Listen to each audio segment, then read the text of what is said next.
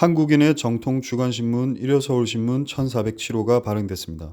일요서울신문에서는 1만인 클럽을 모집하고 있습니다. 일요서울TV 시청자 여러분의 많은 관심과 성원 부탁드립니다. 안녕하십니까. 일요서울신문 뉴스픽 시간입니다. 저는 오두환 기자입니다. 오늘은 일요서울신문 1407호 기사를 소개시켜 드리도록 하겠습니다. 지난 주말에도 많은 일들이 있었는데요. 이번에 일요서울신문에 어떤 기사들이 다뤄졌는지 한번 살펴보도록 하겠습니다. 먼저 제일 꼭대기는 상탑 기사입니다. 윤석열 대권 열차에 몸 실은 사람들이라는 제목이 달렸고요. 김종인 선봉, 주광덕, 권성동, 김순환 변호사 등 전직 검사들이 포진돼 있다. 이런 타이틀이 달렸습니다. 구체적으로 어떤 이야기인지는 신문을 보시면 알 것 같고요. 윤석열 전 검찰총장이 아무래도 대권 선언이 임박하다 보니까 많은 사람들이 이제 소위 말해서 캠프를 꾸리고 어떻게 지원할지 이제 분석하는 기사인데요. 좀 다양한 사람들, 이름이 들어보시면 다 알만한 사람들이 있기 때문에 좀 재밌게 보실 수 있는 기사입니다. 메인 기사입니다. 기획 특집으로 잡았고요. 흥해라 문재인 대통령 극성 지지자 대깨문이란 타이틀로 잡았습니다. 첫 번째로 친문의 태화, 두 번째는 유시민 꿈틀, 세 번째는 최신파 진압 이런 타이틀로 잡혔는데요. 어떤 내용일지 궁금하시죠? 특히 주말에 유시민 이사장 관련해가지고 대권 출마설 보도가 큰 이슈가 됐었는데 물론 본인은 부인을 했습니다. 그럼에도 불구하고 친문 지지층 사이다에서는 많은 사람들이 이제 대권 출마설에 대해서 관심을 갖고 있습니다. 왜 그런지 저희 일요서울신문에서 분석해 봤습니다. 다음은 바로 밑에 경제기사입니다. 상장 후 기업가치 10조 평가, 현대엔지니어링, 정의선 지배력 강화란 제목이 달렸고요. 현대엔지니어링이 어떤 기업들인지 다 아실 것 같고요. 정의선 이제 지배력 강화 이 내용 또한 지면을 통해서 자세히 살펴보도록 하겠습니다. 그리고 지난주 내내 가장 큰 이슈가 됐던 내용 중에 하나입니다. TBS 교통방송에서 김어준을 퇴출하라 이런 내용들이 많은 언론에 보도가 됐었는데 지금 국민청원도 올라와 있습니다. 꽤 많은 인원이 청원을 진행한 걸로 알고 있고 지금 현재 TBS의 구조가 어떤지 왜 김어준을 퇴출하라고 이런 말들이 나오고 있는지 그리고 더불어서 급여 내용까지 다양한 내용을 저희 신문에 실었습니다. 한번 살펴보시면 좋을 것 같습니다. 그리고 오세훈 서울시장 귀환을 했습니다. 일주일 동안 최대한 많은 정책들로 이제 다양한 변화를 이끌겠다 이렇게 이야기를 했었는데 가장 중심이 되는 거죠. 재건축, 재개발 이 두 가지로 새 판 짜기가 시작됐다 이런 기사를 실었습니다. 구체적으로 어떻게 새 판을 짤지 그리고 어떤 일들이 일어날지 관련 내용 지면에 실었습니다. 바로 밑에는 정치 기사인데요. 멘토에서 원수로라는 제목이 달렸습니다. 김종인 전 비대위원장과 안철수 대표의 이제 인연에 관련된 이야기인데 저희 신문에서 10년간 악연 풀스토리를 다뤄봤습니다. 두 사이의 관계가 한 10년 정도 됐다고 하는데 그 10년 동안 좋은 일도 있었고 나쁜 일도 있었을 텐데 구체적으로 어떤 일들이 있었는지 저희 신문을 통해서 확인해 볼 수 있습니다. 그리고 경제기사입니다. 고 이건희 회장 지금 상속세 납부 이야기가 좀 나오고 있습니다. 상속세가 무려 12조가 된다고 하는데 도대체 이 12조에 이르는 상속세 어떻게 납부할 것인지 저희 경제팀에서 한번 살펴봤습니다. 그 대한항공 관련 기사인데요. 흑자에도 회사채 추가 발행 이런 내용이 달려 있습니다. 보통 회사채 발행할 때는 흑자가 아니고 적자일 때 발행을 하는데 대한항공에서는 흑자임에도 불구하고 회사채를 추가로 발행했다고 합니다. 왜 발행했는지 역시 저희 신문을 통해서 볼 수 있습니다. 그리고 경제기사인데 농심의 박준 대표 관련 기사입니다. 1합작회사 전범 논란에 장부가 반토막 났다 이런 내용이 실려 있고요. 산업수출입기업은행 군 복무자 승진 혜택이 없다. 그러다 보니까 성난 남성 직원들이 뿔났다 이런 내용입니다. 최근에 이제 남녀평등 이야기가 많이 나오다 보니까 군 복무자, 군 가산점제 이해가 많이 나오고 있는데 정치권에서 지금 본격적으로 논의가 시작됐습니다. 근데 경제팀에서는 정치권이 아닌 경제, 일반 기업들에서 실제로 군 가산점들 그리고 군 복무자 승진 혜택이 어떻게 이루어지는지 관련 내용을 취재해서 실었습니다. 주 내용은 그겁니다. 과거에는 승진 혜택이나 이런 데 군 복무자 가산점이 많이 있었는데 최근에 이런 것들을 좀 없애는 추세인가 봅니다. 그러다 보니까 자연스럽게 좀 남자들 같은 경우에 많은 불만이 섞여 나오는 발언들이 있는데 이러다 보니까 국회에서는 박용진 의원 같은 경우는 여자들도 군대 보내자 이런 이야기가 나오고 있는 것 같습니다. 해당 내용 또한 저희 신문에서 자세히 살펴보시면 될 것 같습니다. 그리고 저 일요서울TV 이정현의 정문일침에는 국민의힘 황보승희 의원이 출연했습니다. 정권 교체를 해야 하는 절체절명의 순간이다 이런 제목으로 인터뷰를 했는데 보궐선거에서 승리를 하고 나서 초선 의원들이 당권 경쟁에 어떻게 나서는지 그리고 이 초선 의원들이 어떤 마음가짐으로 당 활동을 할 것인지에 대한 그런 포부나 분위기에 관련된 기사들이 많이 나와 있는데 이 역시 지명과 유튜브에서 확인할 수 있습니다. 예, 평론 기사 소개시켜 드리겠습니다. 정윤석 교수의 서울시평 민주당의 반민주적 속성 드러낸 초선 오적 매도라는 제목이 달렸습니다. 보궐선거 끝난 이후에 소위 말하는 초선 5명이 반성문 아닌 반성문을 발표를 했는데 친문 지지자들로부터 엄청난 지탄을 받았습니다.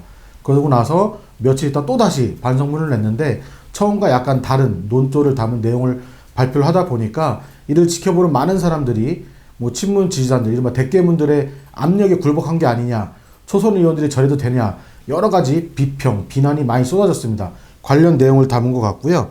홍준일의 펀치펀치에서는 이재명, 윤석열 양강 구도는 계속 갈까라는 제목으로 칼럼을 실었습니다.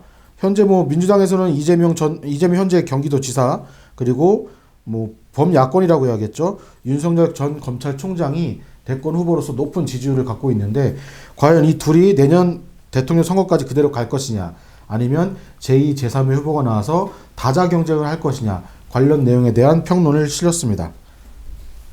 네, 첫 번째 기사 살펴보도록 하겠습니다. 정치 기사인데요. 아까 말씀드린 흥해라 대깨문 관련 기획 기사 중에 하나입니다. 유시민 친문 구세주로 정계에 복귀한다? 라고 물음표를 달았습니다. 유시민이 이제 환갑까지 신념 안 바뀌면 벽창호다라는 발언을 했습니다. 유튜브에 나와서. 그러다 보니까 자연스럽게 대권 출마설에 이제 좀 분위기가 무르익고 있습니다. 하지만 본인은 아니라고 부인을 했죠. 저희 신문에서는 한번 기사를 살펴보도록 하겠습니다. 정치권 일각에서 유시민 노무현 재단 이사장의 내년 대선 출마 가능성이 흘러나오고 있다. 더불어민주당의 4.7 재보선 참패 이후 당내 최대 계파인 친문 진영이 유 이사장을 자신들의 구원투수로 주목하고 있기 때문이다. 이전부터 정치권에선 유 이사장의 정계 복귀 가능성이 거론됐다. 그러나 최근 유 이사장이 출판 기념회에서 환갑이 지날 때까지 신념을 그대로 갖고 있으면 벽창호라는 발언이 정계 복귀를 암시한 것 아니냐는 해석이 나오면서 많은 언론의 관심이 집중이 됐다라고 했습니다. 저희 일요서울 신문에서는 전문가 인터뷰도 좀 해봤습니다. 재보선 완패로 여권이 위축되니까 복귀 가능성이 더 높아졌다 이런 이야기가 나오고 있고요. 반대로 또 4.7 재보선 참패를 하다 보니까 유시민에 대한 기대감이 또 높아졌다 이런 얘기가 있고 홍영표 의원은 유시민 대권 기미 없지만 다시 물어볼 것이다 이렇게 여지를 남겼습니다. 근데 이 이후에 유시민 이사장이 실제로 유튜브에서 발언을 밝혔습니다. 자기는 대권에 나올 일이 없다라고 확실히 선을 그었는데요. 그럼에도 불구하고 유시민 이사장에 대한 대권 출마론 계속해서 흘러나오고 있죠. 한번 자세히 설명을 드릴게요. 지난 31일 날입니다. 교보문고 유튜브 채널에서 신념은 변할 수 있는 것이라고 말하자 이런 것 때문에 이제 계속 분위기 업되고 있고요. 또 신념을 무조건 잘 지켜야 한다는 생각에서 벗어날 필요가 있냐는 독자 질문에 한결같은 것을 높게 평가하는 경향이 있는데 구체적인 생각을 안 바꾸고 환갑이 지날 때까지 그대로 갖고 있으면 일관성이 있는 게 아니고 벽창호라고 답했습니다.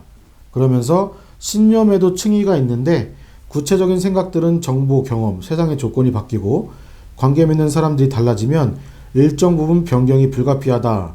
그러면서 달라지는 것을 자연스럽게 받아들일 필요가 있다라고 말했습니다. 말 자체만 들어보면 충분히 대권 출마에 대한 염두를 두고 가능성이 있다라고 생각을 할 수도 있는데 일단 본인이 부인을 했으니까 고민할 필요는 없을 것 같고요. 유 이사장이 원래 2018년이죠. 노무현재단 이사장을 맡으면서 이렇게 말을 했습니다.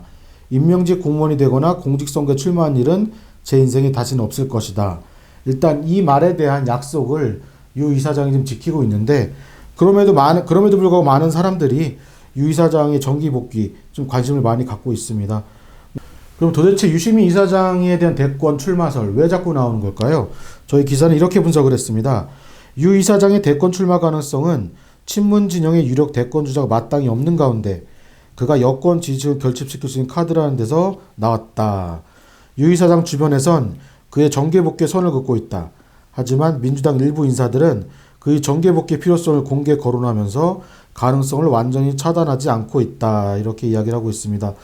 유시민 이사장이 만약에 대권 출마를 선언하고 대권 레이스에 뛰어든다면 어떤 일이 일어날까요? 현재 여권에서는 이재명 경기도지사가 압도적으로 높은 지지율을 받고 있는데 과연 그 지지율을 추월할 수 있을지 아니면 이기지 못하고 중도에 포기할지 만약 유시민 이사장이 대권 출마를 선언하고 이재명 경기도지사와 본격적으로 경쟁을 한다라고 하면 그 두 사람의 경쟁을 지켜보는 재미 좀 쏠쏠할 것 같은데 어떻게 될지는 아직까지 아무도 알 수는 없습니다. 예, 두 번째 기사 소개시켜 드리도록 하겠습니다. 윤석열 대권 열차에 몸짓는 인사들 이렇게 저희가 타이틀을 잡았는데 김종인 선봉, 주광덕, 권성동, 정진석, 전현직 의원 정치권 인맥 분석해서 이렇게 제가 기사를 썼습니다. 윤석열 전 검찰총장이 말 그대로 어떻게 보면 이제 본격적으로 정치 참여 선언을 한 것이나 마찬가지인데 그러다 보니까 자연스럽게 대권 출마까지 많은 사람들이 염두에 두고 있습니다. 과연 윤석열 전 검찰총장이 국민의힘에 입당을 할 것인지 아니면 독자적인 행보를 할 것인지 많은 사람들이 큰 관심을 갖고 있는데 관련 기사라고 보시면 됩니다. 관련 기사의 전문 제가 한번 읽어드리도록 하겠습니다. 여권에서는 이재명 경기지사, 야권에서는 윤석열 전 검찰총장이 차기 대선 주자 지지율 1위를 달리면서 정치권에서는 차기 대선이 이재명 대 윤석열 구도로 이뤄질 것이란 전망이 지배적이다. 특히 야권을 중심으로 윤석열 대망론이 끊이지 않고 있다. 정치권과 거리를 두고 있는 윤 전 총장의 서적을 출간하는가 하면 윤 전 총장이 최근 노동문제 전문가 등을 만난 사실이 알려지면서 이를 대선 행보로 받아들이는 상황이다. 야권에서는 윤 전 총장에게 러브콜이 쏟아지는 이유다. 특히 윤 전 총장과 교감하려는 야권 인사들도 덜어있는 것으로 알려졌다. 이처럼 윤 전 총장에 대한 야권의 관심이 뜨거워지면서 이른바 윤석열 사람들에 대한 관심이 덩달아 높아지고 있다. 뭐 말 그대로 요즘 윤석열 이름밖에 없는 것 같아요. 언론을 보면은. 그러다 보니까 자연스럽게 윤석열 전 검찰총장과 관련된 책도 2권이 나왔는데 제목이 이렇습니다. 구수한 윤석열, 윤석열의 진심 이런 제목인데요. 어떻게 보면 정통 뭐 인터뷰 대담집이나 이런 건 아닙니다. 뭐 본인이 직접 쓴 것도 아니고 뭐 친구나 기자가 쓴 내용이라고 보시면 되는데 생각보다 내용은 좀 진지하거나 자세한 내용이 담겨있지 않다고 하더라고요. 하지만 서점에도 이런 윤석열과 관련된 책들이 자연스럽게 많이 등장하는 걸 보면 윤석열 전 검찰총장에 대한 지지도, 인지도, 관심이 뜨겁다는 것을 알 수가 있습니다. 그래서 또 지금 여론조사 기관에서 한번 설문조사를 한 게 있습니다. 한국사회여론조사연구소에서 지난 9일과 10일 이틀 동안 정치 현안 여론조사를 했는데요. 질문이 이렇습니다. 윤석열 전 검찰총장이 과거 제3지대 후보들과 달리 내년 대선에서 끝까지 완주할 수 있냐라고 이제 물어봤더니 응답자의 46.5%가 부정적으로 대답을 했고 완주할 것이라는 대답한 사람들은 39.3%입니다. 어떻게 보면 좀 의외인데요. 오히려 완주할 거라고 보는 사람이 더 많을 거라고 예상이 되는데 이 설문조사에는 반대로 결과가 나왔습니다. 지금 현재 뭐 김종인 전 비대위원장 그리고 금태섭 전 의원이 뭐 새로운 당을 창당할 것 같은 제3당을 창당할 것 같은 그런 분위기인데 이 당으로 윤석열 전 검찰총장이 들어갈지 말지 많은 사람들이 관심을 갖고 있습니다. 뭐 금태섭 전 의원과 만나는 뭐 김종인 전 비대위원장 같은 경우에는 일단 선을 그었습니다. 뭐 자기가 무슨 이 나이에 새롭게 당을 창당하느냐 이런 이야기를 했는데 그럼에도 불구하고 많은 사람들은 제3지대 새로운 신당 어떻게 보면 윤석열 신당이 되는 게 아니냐 이런 관심과 기대를 많이 갖고 있습니다. 그러다 보니까 이제 과연 윤석열 전 검찰총장이 정치권 인맥이 어떤지에 대한 관심을 많이 갖게 되는데 저희 신문에서도 한번 이른바 윤석열 사람들에 대한 내용을 좀 살펴봤습니다. 그 전에 이제 윤석열 전 검찰총장에 대한 뭐 성장 배경이나 이런 걸 좀 알아볼 필요가 있는데요. 윤 전 총장은 충안고를 졸업한 뒤 1979년 서울대 법대에 입학했고 대학 4년 때 사법시험 1차를 합격했으나 9수 만에 최종 합격을 했습니다. 나이는 많은데 기수는 낮은 늦가기 검사라고 불리죠. 그러다 보니까 자연스럽게 뭐 초등학교 동창인 이철우 연세대 법학전문대학원 교수 그리고 고교 동창인 개인사업가와 변호사들과 돈독한 우정을 갖고 있다 이렇게 되어 있는데 또 눈에 띄는 사람 중에는 79학번인 특수통 검사 출신 남기춘 전 검사장, 김현장 법률사무소의 서석호, 김현수 변호사를 비롯해 사법연수원 23기 동기를 포함한 판사, 변호사 등이 다양한 인맥을 갖고 있다 이렇게 기사를 썼습니다. 또 추가로 이완규, 송경식 변호사가 윤석열 사람으로 분류된다 이런 이야기가 있는데 송 변호사 같은 경우는 현재 기자들을 대상으로 단체 카톡방을 좀 개설을 했습니다. 거기 한 180여 명의 기자들이 들어가 있다고 하고요. 뭐 전직 검찰총장 가운데서는 대학 동기인 김순환 전 총장과 막역한 사이로 알려져 있습니다. 뭐 노무현 정부 때 검찰총장을 지난 정상면 전 총장과도 아주 가깝다고 알려져 있고요. 그리고 현재 국민의힘 의원들 중에는 전현직 의원들 중에는 정진석, 권성동, 권영세, 정점식, 유상범 의원, 주광덕 전 의원 등이 윤석열 사람으로 분류가 됩니다. 주광덕 전 의원 같은 경우에는 윤석열 신당이 만들어질 경우에 자연스럽게 야권 정당도 흡수할 것이라고 보고 있고요. 충청권 의원들 상당수도 아마 윤석열 신당에 입당하지 않을까 그런 분석을 하고 있습니다. 금태섭 의원 같은 경우도 아마 같이 하지 않을까 이런 전망을 하고 있고요. 제가 구체적으로 한번 언제쯤 대권 선언을 할 것이냐라고도 물어봤는데 공식적으로 날짜를 언제 특정할 수는 없지만 준비가 되는 대로 곧 할 것이다 이렇게 얘기할 것 같고요. 윤석열 전 검찰총장 같은 경우에는 유불리를 고려하는 스타일이 아니라고 합니다. 본인이 만약에 마음을 딱 먹게 되면 그대로 밀고 나가는 그런 스타일이라고 이야기를 합니다. 앞으로 윤석열 전 검찰총장이 내년 대선 때까지 많은 언론의 주목을 받을 텐데 과연 이 사람이 어떤 사람인지 저희 신문에서도 많은 취재를 통해서 자세한 정보 알려드리도록 하겠습니다. 마지막 기사는 경제 기사입니다. 큰 기사는 아닌데 아까 처음에 말씀드린 것처럼 고 이건희 회장이 내야 할 상속세가 무려 12조라고 합니다. 도대체 이 12조의 상속세 어떻게 낼지에 관련된 기사인데요. 지금 현재 유산으로는 삼성전자 등 계열사 주식 19조 원이 있고요. 감정평가액 기준 2, 3조에 달하는 미술품, 그리고 한남동 자택 및 절반을 소유한 용인 에버랜드 땅 등 부동산이 있다고 합니다. 여기에 현금을 합치면 아마 상속 자산이 22조에서 23조 규모라고 하는데 문제는 이 12조는 현재로 현금으로 내야 됩니다. 상속세는. 그러다 보니까 어떻게 준비하느냐 많은 관심이 갖고 있습니다. 최근 미술계를 중심으로 기부나 상속세 물납 허용이냐를 두고 이제 시끄럽게 논란이 되고 있는데 소위 말하는 이건희 컬렉션 중 일부를 기증하는 방안도 유족들이 검토하고 있다고 하고요. 이건희 컬렉션 같은 경우는 국보관 30점이 있고 보물 82점, 그 외에 유명 작가들의 앤디 워홀 작품도 있고 한 13,000여 점에 이르는 작품들을 갖고 있다고 합니다. 상속인이 미술품을 기증하더라도 이에 대한 상속세를 내야 하지만 상속세 및 증여세법 12조에 따라 신고기한까지 국가나 공공단체에 기증하면 상속세를 면할 수도 있다고 합니다. 만약에 이건희 컬렉션이 기증을 하게 되면 국립중앙박물관이나 국립현대미술관 등이 거론되고 있다고 합니다. 그리고 이외의 유족들은 지난해 일단 회계 기준 배당받은 총 1조 3천억 정도의 주식 배당금으로 상속세를 납부할 계획을 갖고 있다고 하고요. 부족한 상속세 같은 경우에는 은행이나 금융권 통해서 대출을 받을 것으로 알려져 있습니다. 유족들은 최대 5년간 분할 납부 방식을 택할 걸로 보이고요. 총 12조 원에 이르는 상속세는 6분의 1인 2조 원을 이달 말에 납부하고 나머지는 연 1.8% 이자를 적용해서 5년간 낼 계획이라고 합니다. 무려 12조에 대한 상속세. 일반인들이라면 상상할 수 없는 금액인데 우리나라 1위 기업, 글로벌 기업인 만큼 상속세도 정말 어마어마합니다.